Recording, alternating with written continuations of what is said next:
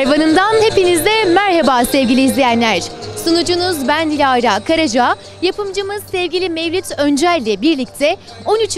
Uluslararası Yörük Türkmen Şenliklerini 3 gün boyunca sizlere aktarabilmek için rotamızı Balıkesir'e çevirdik. Arkamda görmüş olduğunuz bu muhteşem coşkulu kalabalık şu anda etkinlik kapsamında Zara'yı bekliyor ve biz sevgili sanatçımız, değerli sanatçımız Zara sahne almadan önce dernek başkanlarımıza mikrofon uzatacağız efendim ve hemen dönüyorum. Yanımızda çok kıymetli dernek başkanlarımızdan sevgili Nail abimiz var. Kendisinin ev sahipliğiyle buraya geldik. Kendisinin nazik daveti için buradayız efendim. Hoş bulduk öncelikle. Eyvallah, siz hoş geldiniz. Balıkesir ve etkinliklerimize şeref verdiniz. Çok teşekkür ediyoruz. Şeref bize ait. Nail abicim, sizi biraz tanıyabilir miyiz? Evet, ismim Nail Akkeçi. Balıkesir Ayvatlar Köyü doğumluyum. Balıkesir'de bu 13.sü yaptığımız 13. Uluslararası Yörük Türkmen etkinliklerinin bugün ilk günü bir Zara konseriyle başlıyoruz. Birazdan şu anda konser alanında bulunmaktayız. Şenliklerimiz 3 gün sürecek, etkinliklerimiz. Bugün konser, yarın akşam üzere Yörük Göçü yapılacak. Yörük Göçü ile ilgili de Balıkesir'in simgesi olan Karasi Beyliği'nin kurucusunun bulunduğu alandaki türbeden başlayacak yürüyüşümüz. Atatürk anıtına çelenk koymayla birlikte sona erecek.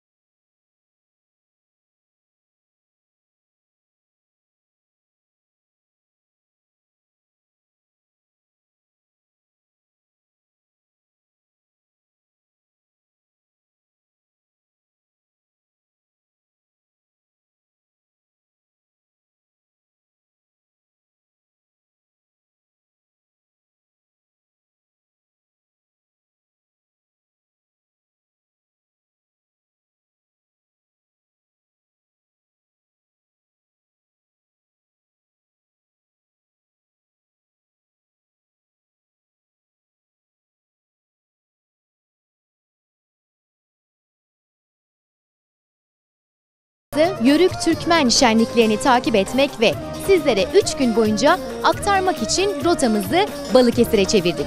6 Eylül Belediyesi'nin nazik davetiyle Balıkesir'deki coşkulu şölene sizleri de ortak etmek istiyoruz. Haydi o zaman şölene.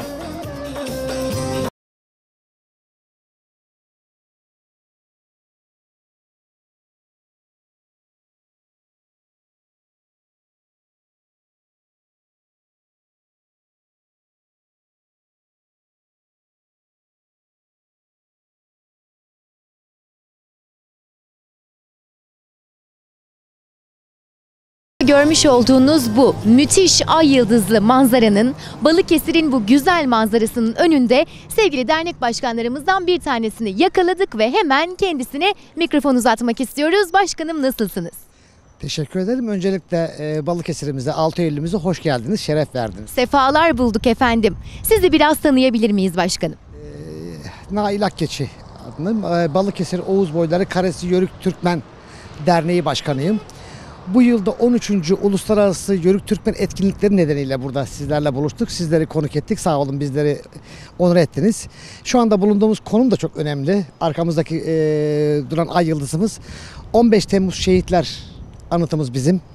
Bu 15 Temmuz Şehitler Anıtı içerisinde Ömer Halis Demir Anıtı. Bunun anısını Altıyel Belediyesi bunu inşa etti. Gerçekten harika ve anlamlı oldu. Çok anlam yüklü. İçerisinde bir sürü anlam yüklü işaretler var ilerimizden ve bunu unutturmamak amacıyla da şölenimize de burada başladık. Başkanım, biz de çok mutluyuz bu manzaranın önünde olmaktan, gurur duyuyoruz. Başkanım, biraz şenliklerden bahsedelim mi? Neler olacak bu Yörük şenliğinde? Evet, 12 Mayıs akşamı Zara konserimiz var. Halk konseri şeklinde icra edilecek. 13 Mayıs 2017 saat 17'de sürekli yaptığımız 13.sünü yapıyoruz. Uluslararası Yörük göçü olacak. Fakat bu uluslararası yörük göçümüzde 4 ülkeden konuk misafirlerimiz var. Halk oyunları ekipleri var. Bunun yanı sıra 60'a yakın ilimizden bize katılmak için şu anda yolda olan yörük beylerimiz var. Balıkesir'de hem bunlarla buluşmak, hem hasbihal etmek, hem de Balıkesir'imizdeki kültürümüzü daha yakından halkımızla buluşturmak istiyoruz. Bu arzuyla yaptık. 14 Temmuz, 14 Mayıs günü de saat 12'de Ayvatlar Yaylası'nda bir etkinliğimiz olacak. Bu etkinlikte de gelen Yörük Türkmen beyleri ve halk oyunları ekipleriyle beraber yabancı konuklarımızın gösterileri, okçuluk gösterileri kültürümüze dayalı ve diğer farklı etkinlikler de var. Atlı okçuluk ve gösteriler de olacak. Bu konuklarla beraber umuyorum eğlenceli ve hoşça vakit geçireceğimizi umuyorum. Kültürümüze de faydası olur umarım. Bu şölen içinde yörüklere dair neredeyse her şeyi bulabiliyoruz diyorsunuz başkanım. Bir yörük olarak ve bir Yörük Türkmen Derneği Başkanı olarak iletmek istediğiniz, söylemek istediğiniz bir şeyler var mıdır yörük kültürü hakkında son olarak başkanım? Anladım. Yörük kültürü hakkında elbette saatlerce program yapılır ama ben kısaca şunu anlatmak istiyorum yörük kültürüyle ilgili. Bu etkinlikler aslında bir eğlence tarzında yapılıyor gibi görünse de değil. Aslında biz tarihimize mal olmuş yörük kültürünü genç nesile aktarmak bizim asıl amacımız.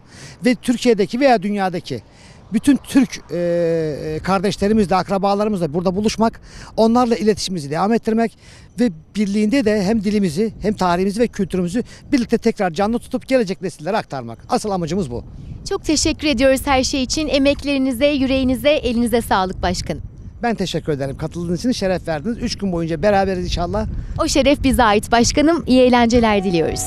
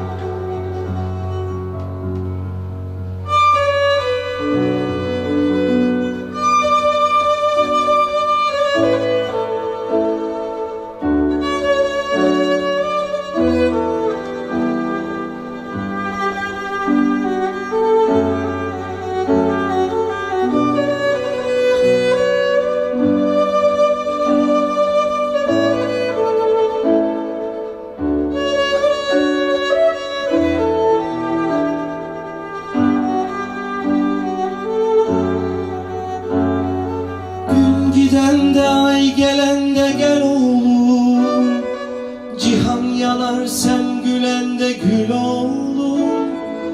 Bir yol vardır hak yoludur bul oğlum. Yeri bilmek göğü bilmek bil oğlum. Çabuk büyü çabuk yetiş tez oğlum. Çakal gezen şu dağlarda gez oğlum, gez oğlum. Çabuk büyü çabuk yetiş tez oğlum. Çakal gezen şu dağlarda gez oğlum, gez oğlum, gez oğlum. Vatanına göz dikeni ez oğlum. Dostun kim düşmanın kimsez oğlum. Tarihini şerefinle yaz oğlum, yaz oğlum, gez oğlum. Vatanına göz dikeni ez oğlum. Dostun kim düşmanın kimsez oğlum. Tarihini şerefinle yaz oğlum, yaz oğlum.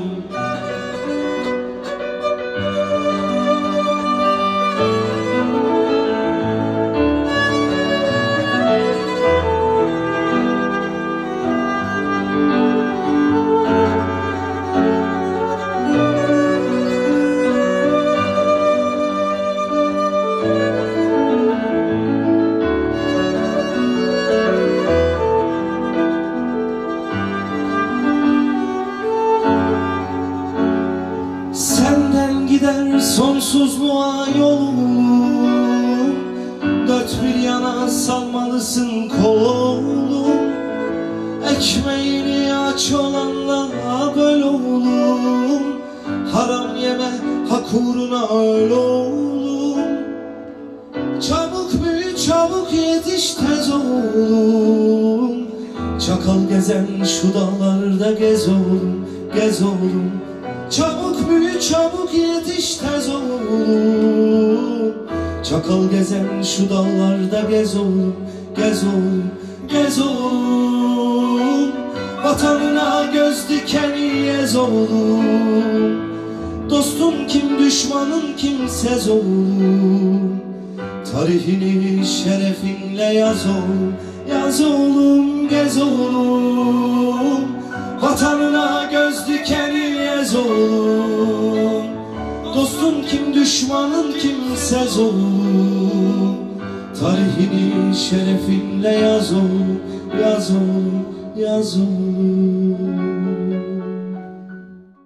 Sevgili izleyenler, etkinliklerimiz, şölenlerimiz tüm hızıyla devam ederken bizler de Balıkesir'de ziyaretlerimizi gerçekleştirmeye başladık ve şu anda Balıkesir Yörük Türkmen Federasyonu Başkanı'nın bu güzel restoranındayız. Bize kapılarını açtı. Çayımızı içmeye başkanımızın yanına gelmişken biz de kendisiyle sohbete başlıyoruz. Başkanım, nasılsınız? Efendim teşekkür ederim. İyiyim. Öncelikle hoş geldiniz. Sefalar getirdiniz. Ben Kültür Kervanı programını olaraktan sizleri seviyorum. Bu kültürün, bu örf, adet ve gelenek ve göreneklerin Türkiye ve dünya tanıtılmasında en çok emeği olanlardan birisi sizlersiniz. Öncelikle sizi tebrik ediyorum.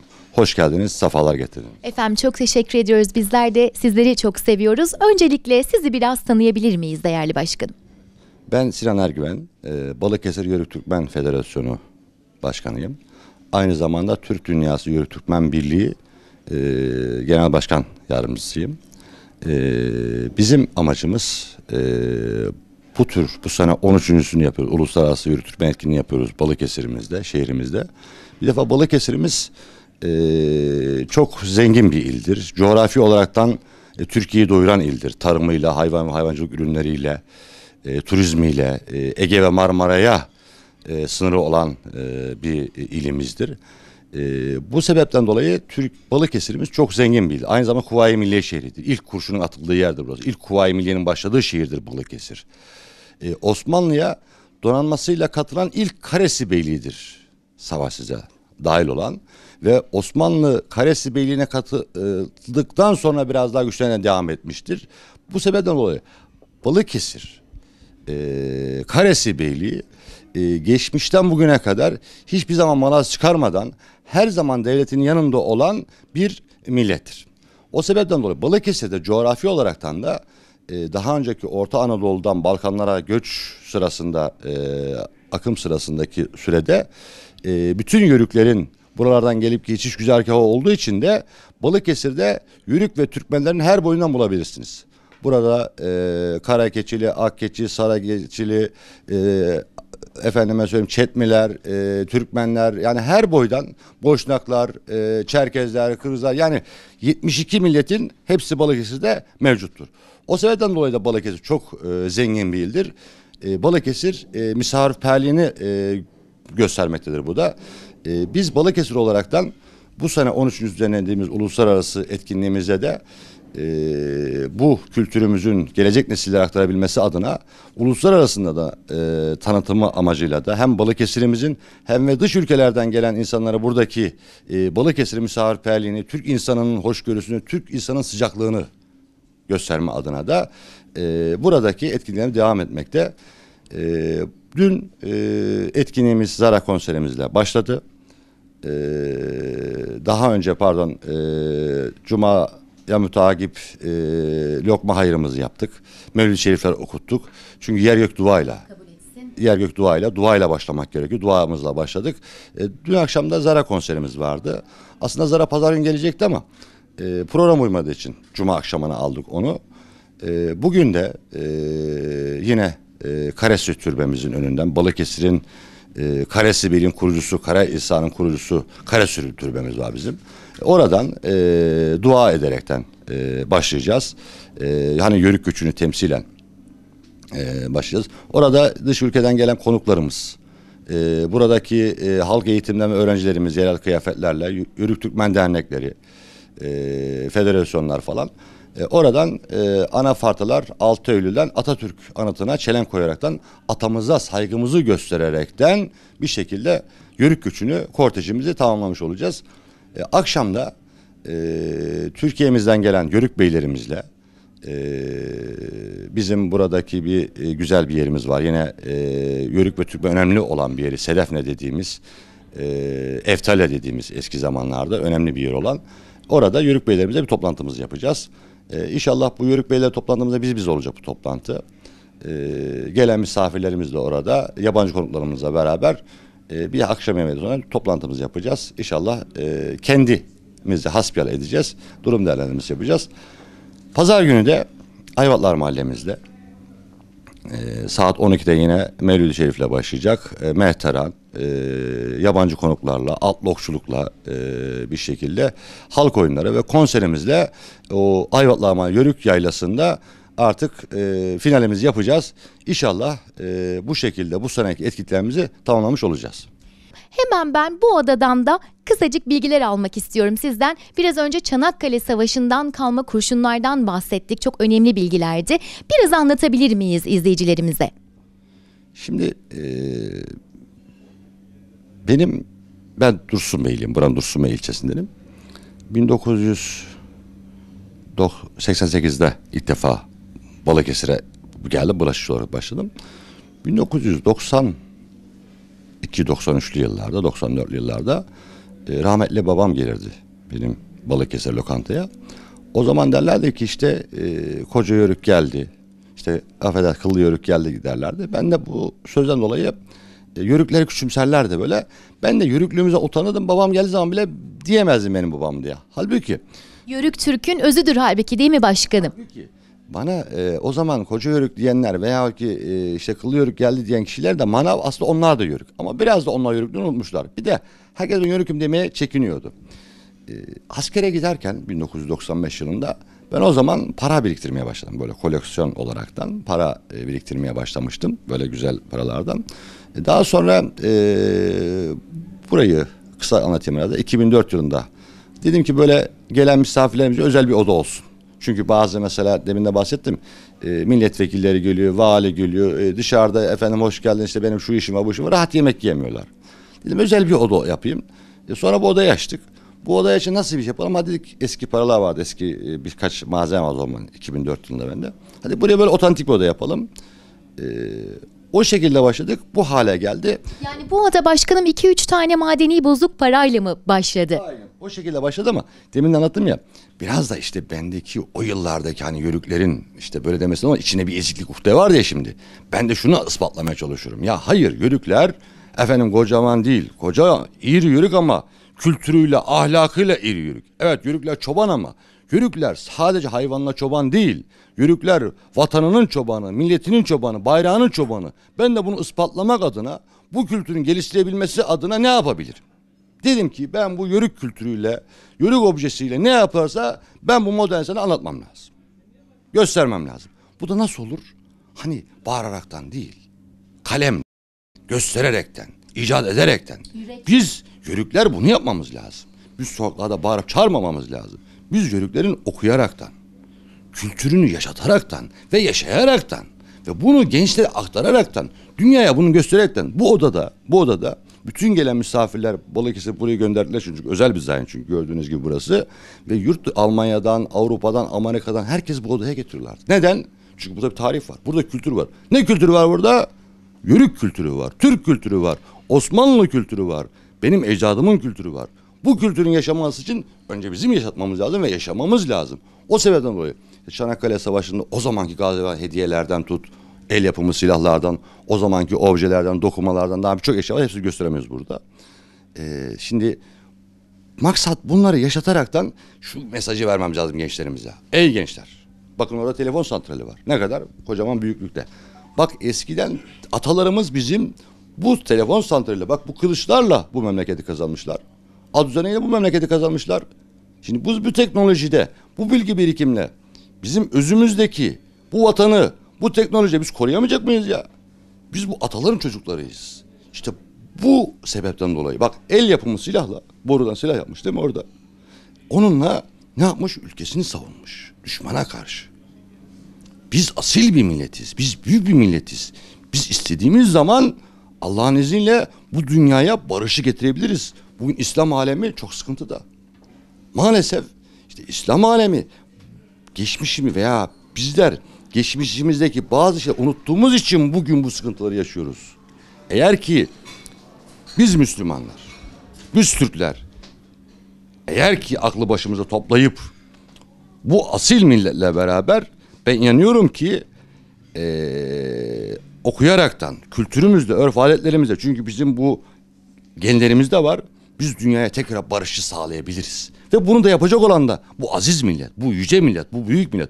O sebepten dolayı ben bu Yörük ve Türkmen kültürünün bu işin mayası olduğunu, bu işin özü olduğunu, bu sebepten dolayı da mutlaka bu kültürümüze herkesin sahip çıkması gerektiğini ve hep beraber bu Türk kültürünü, Yörük kültürünü yücelterekten dünyaya barışı sağlayabileceğimize inanıyorum.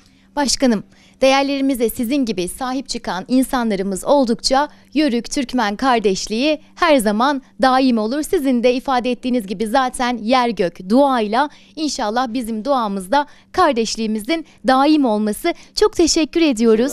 Şimdi dedik ya biz kültürümüze, örfe sahip çıkmamız lazım. Bugün günlerden cumartesi. Bu akşam benim elemanlarım yarısı otobüs tutup bir otobüsle Çanakkale'ye gidecekler. Allah'ın izniyle bu gece saat 3'te otobüse binecekler. Çoluk çocuk hep beraber. Sabah Çanakkale'ye gezdirecekler. Pazar günü Çanakkale geceyle gece gelecekler buraya. Öbür haftada öbür vardiyaya gidecek. Şimdi sadece sözde kalmaması lazım. İşverenlerimizin, annelerimizin, babalarımızın maksat Çanakkale'yi taş toprak görmek değil. Oradaki o maneviyatı, onu hissettirmek ve onları yaşatmak gerekiyor. Onun için de biraz da biz bu konulara tahmin ediyorum Çanakkale çok önemli. Sarıkamış çok önemli. İstanbul'u tarihi yerlerimiz çok önemli. Yani bunu demin dedim ya yaşayarak, yaşatarak bilakis kendimiz örnek olarak da bunu yapmamız lazım. Ben bu sebepten dolayı da Çanakkale şehitlerimize Allah rahmet eylesin diyorum. Aziz dedelerimize Allah rahmet eylesin. Mekanları cennet olsun. Bunlar bize bu aziz ve güzel vatanı bıraktılar. Bu aziz ve güzel vatanın kıymetini bilmemiz lazım. Gerçi biliyoruz da. İnşallah gelecek günler daha güzel olacak. Çok teşekkür ederim. Bizler teşekkür ediyoruz başkanım, sağ olun. Sevgili izleyenler, Yörük Türkmen Dernek Başkanları bizleri bırakmıyor. Şimdi bir başkanımızın güzel mekanına daha misafir olmaya gidiyor. Yine Yörük Türkmen Dernek Başkanlarımızdan bir tanesinin enfes mekanına konuk olduk ve hemen kendisine mikrofon uzatacağız. Merhabalar, öncelikle sizi biraz tanıyabilir miyiz? Merhabalar, ben Ömer Çandır. Balıkesir Dursun Bey Yörükler Derneği Başkanı, Türk Dünyası Yörük Türkmen Birliği Delikanlı Teşkilatı Genel Başkanı. Hoş geldiniz, sefalar getirdiniz. Öncelikle ben size teşekkür etmek istiyorum. Balıkesir'imize hoş geldiniz tekrar. Bizler de hoş bulduk, sefalar bulduk. Derneğiniz hakkında da biraz bilgi edinebilir miyiz? Efendim, aşağı yukarı 2 seneden beri Dursun Bey Yörükler Derneği'ni yürütmekteyiz. Her sene Ayvatlar mahallemizde yapmış olduğumuz Yörük Türkmen etkinliklere biz de katkıda bulunuyoruz federasyonumuzla beraber. Yörük kültürü hakkında da söylemek istediklerimiz var mıdır acaba? Efendim, bizim amacımız Yörük Türkmen kültürünü, yani bizim özümüzü genç nesile aktarmak. Bunun için değişik etkinlikler yapıyoruz. Mesela 11 Aralık'ta Musul Kerkük türküleri programı yaptık burada. İmzalar topladık. Bayırbucak Türkmenleri, Halep'teki Türkmen soydaşlarımız için. Akabinde de akşama çok güzel bir programımız oldu. Sağ olsunlar, ben burada kamera önünde size teşekkür etmek istiyorum. Kültür Kervanı programı biz Yörük Türkmenleri asla yalnız bırakmıyor. Her gittiğimiz yere geliyorlar. Ben ayrı ayrı teşekkür etmek istiyorum yönetmenine, kanal sahibine. Allah sizden razı olsun. Allah hepimizden razı olsun ve türkü demişken ben hemen size mikrofon uzatmak istiyorum ama bu sefer sohbet için değil, çünkü çok güzel bir sesinizin olduğunu, çok güzel bir yeteneğinizin olduğunu duyduk. Acaba Kültür Kervanı programı için, sevgili izleyicilerimiz için de söyler misiniz? Tabii ki söyleriz.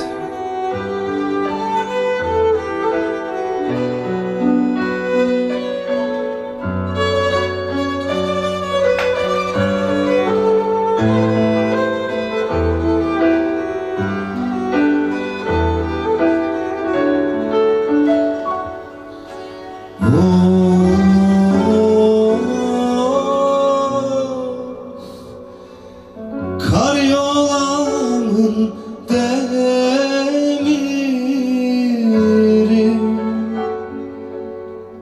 yandım Ayşem, o yar benim değil mi? Yandım Ayşem, o yar benim değil mi?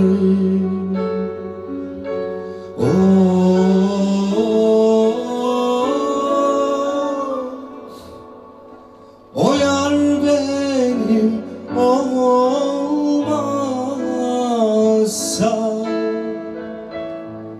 yandım Ayşem, öldürürüm kendimi. Yandım Ayşem, öldürürüm kendimi.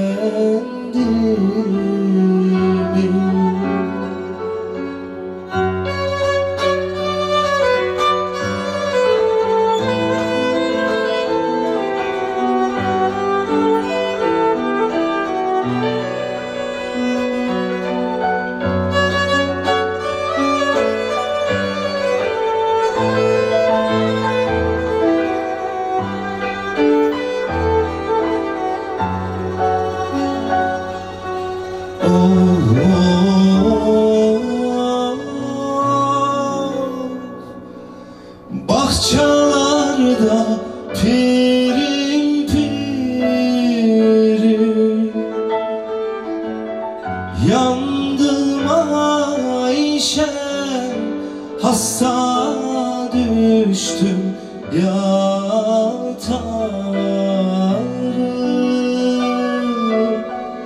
Yandım Ayşem, hasta oldum ya.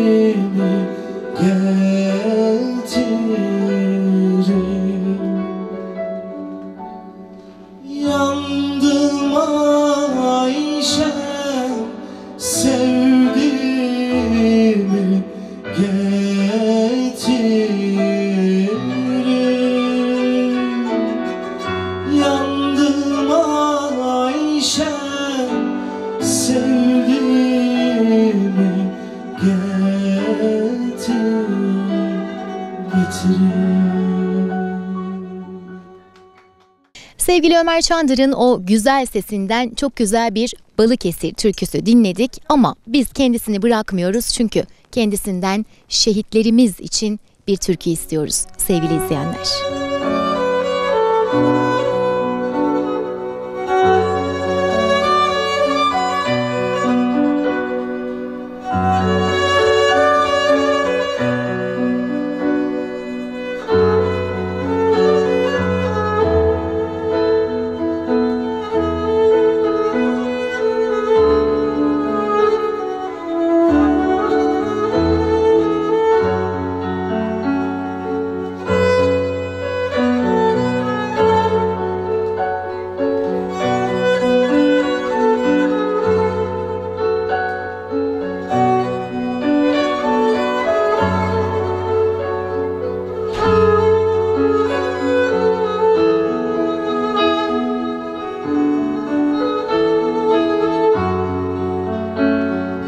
Önce vatan millet, sonra ana ve aşk. Bu yolda savrulan birileri var, birileri var, birileri var.